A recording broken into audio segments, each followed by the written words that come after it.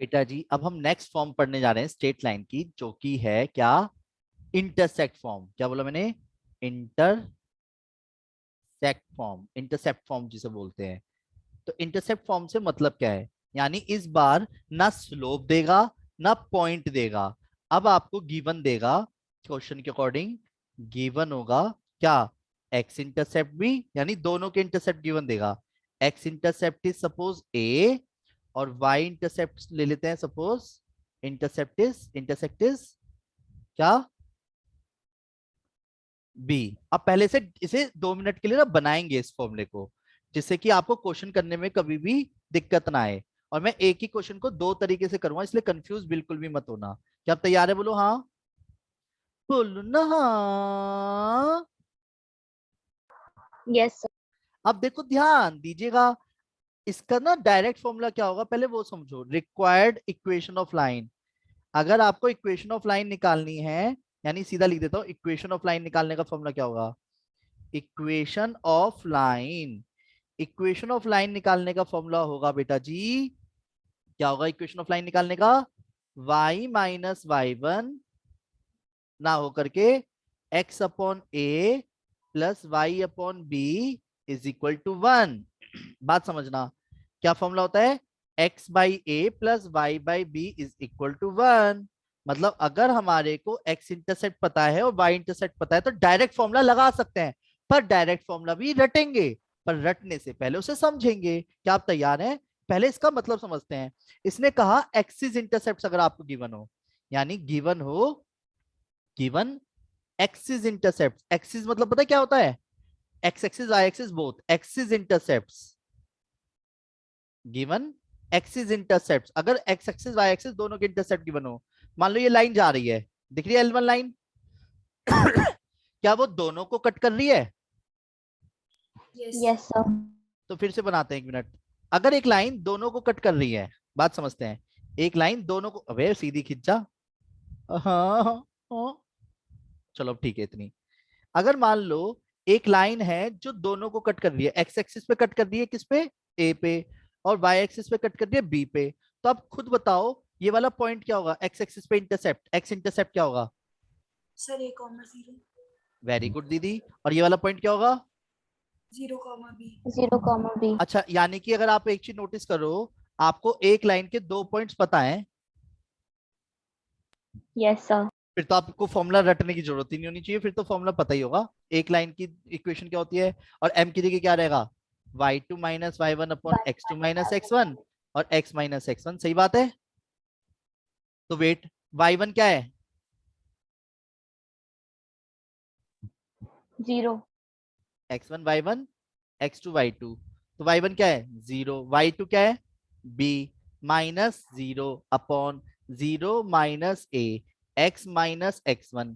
तो क्या है आप बताओ, y माइनस 0, y माइनस 0 तो y हो गया, minus b by a, x minus x one की जगह क्या आएगा, ए। ए। अब सुनो, ए को इधर ले गया और माइनस बी की इंटू कर दी, बी एक्स को इधर ले गया। अगर मैं ए बी से सबको डिवाइड करता हूं, इसको भी ए बी से डिवाइड कर दिया, इसको भी ए बी से डिवाइड कर दिया, इसको भी ए बी से डिवाइड कर दिया, तो बी से भी कट जाएगा, बोलो हाँ। सर सेम इक्वेशन आ गई। तो इसका मतलब हम डायरेक्ट फॉर्मूला भी रट सकते हैं, अगर हमारे को एक्स इंटरसेप्ट और वाई इंटरसेप्ट पता है तो। बस ये ध्यान रखना है, जो एक्स इंटरसेप्ट होता है वो एक्स के नीचे होता है, और जो वाई इंटरसेप्ट होता है वो वाई के नीचे होता है। अगर आप लंबे समय तक फॉर्मूला याद नहीं रख पाते हैं तो मैं क्वेश्चन को तो अभी करके बता रहा हूं, पहले समझने की कोशिश करना। पहले तो 1 नंबर के क्वेश्चन के पॉइंट से समझो, पहले मेरी बात सुनना सभी। रेडी, बोलो हाँ। जैसे मान लो क्वेश्चन में बोला गया, find the equation of line whose axis intercepts are, whose axis intercepts are 2 and 3। Question clear है? यानी कि जब भी एक्सिस बोला करे तो एक्सिस ई एस मतलब, एक्सिस मतलब होता है x axis and y axis both. Clear है?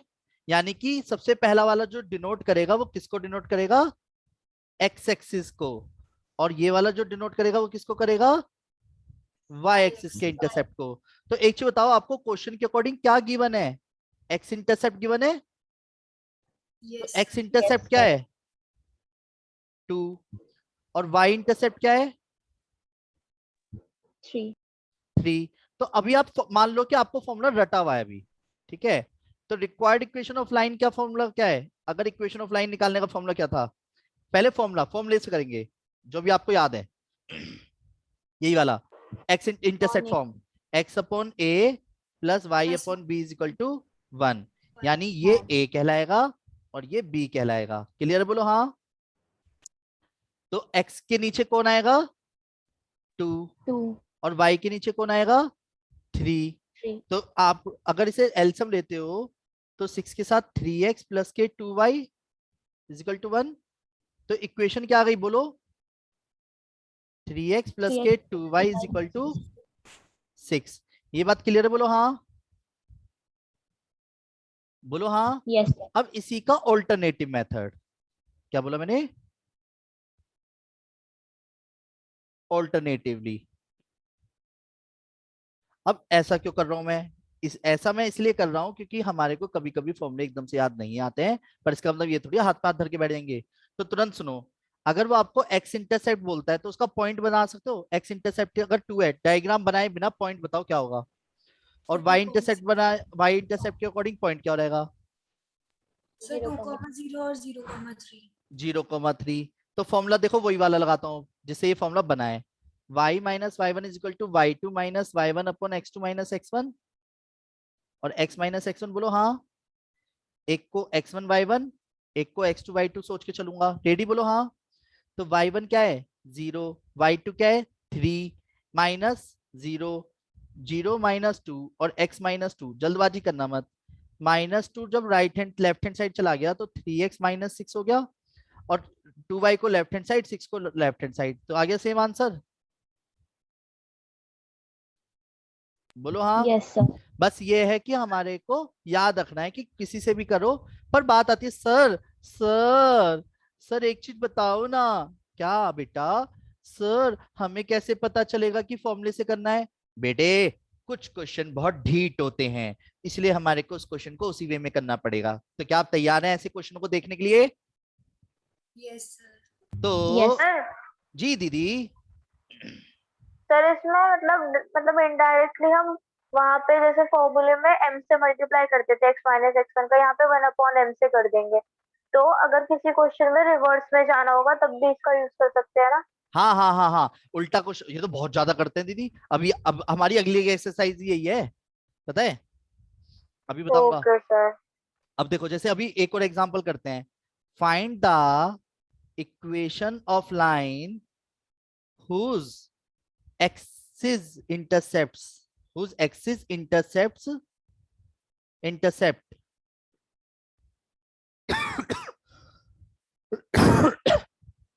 sum is 6 and product is 5। Question clear हो गया? बोलो हाँ। ओ सर यू क्या होगा? अरे क्या होगा क्या? अब तो आपको मजबूरी है एक्सिस इंटरसेप्ट को मानना। पहले उसका सम दे रखा है और उसका प्रोडक्ट दे रखा है। लैंग्वेज क्लियर है? बोलो हाँ। Yes, sir. तो वेट, सम आ रहेगा या इज आएगा? सर एस जाएगा. चलो, कौन सा हम इंग्लिश पढ़ रहे हैं, सही बात है। तो मैंने कहा suppose let x intercept is a, अब हमें पता तो है नहीं तो मानना पड़ेगा। और वाई इंटरसेप्ट क्या हो गई? B. बी। अब क्वेश्चन के अकॉर्डिंग, क्वेश्चन, तो अकॉर्डिंग टू क्वेश्चन बताओ, एक्स इंटरसेप्ट मान लिया, वाई इंटरसेप्ट मान लिया, तो अकॉर्डिंग टू क्वेश्चन क्या क्या गिवन है? a plus b is equal to 6 6. और a b is equal to 5। अब दोनों इक्वेशन को सॉल्व कर सकते हो? बोलो हाँ। देखो b is equal to 5/a लिखा, इसे पुट कर दिया कहां पे? In equation first. तो ध्यान से देखते चलना। तो a plus b is equal to जो 6 था, b की जगह रख दिया 5/a is equal to 6, a square plus के 5 इज इक्वल टू 6a हो जाएगा एलसीएम लेने के बाद। a square minus 6a plus के 5 is equal to 0, middle term split करना आता है, बोलो हाँ। -3a माइनस ओ इसका मिडल टर्म स्प्लिट क्या होगी? -5a minus a। क्लियर, बोलो हाँ। a -5 a -1, गलत तो नहीं कर रहा, बोलो। No sir. तो a की वैल्यू 5 आ गई एंड a की वैल्यू 1 आ गई।